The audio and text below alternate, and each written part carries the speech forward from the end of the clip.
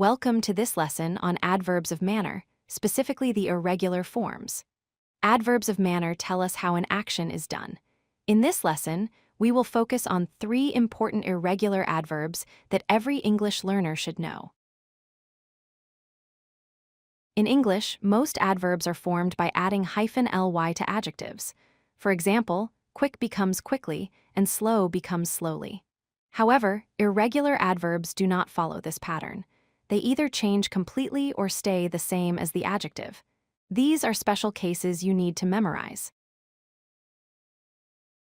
The first irregular adverb is well.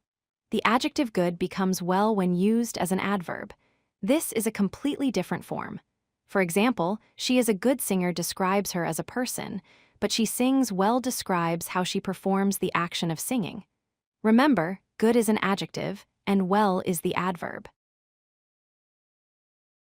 The second irregular adverb is fast. Unlike good, the word fast stays exactly the same as both an adjective and an adverb. When we say he is a fast runner, fast describes the noun runner.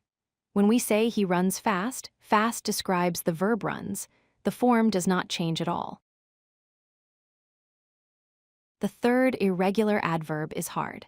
Just like fast, the word hard stays the same whether it is used as an adjective or an adverb. This is a hard test uses hard as an adjective describing the test. They worked hard uses hard as an adverb describing how they worked. Be careful not to confuse this with hardly, which means barely or almost not. Let us review the 3 patterns you learned today. First, good becomes well, which is a completely different form.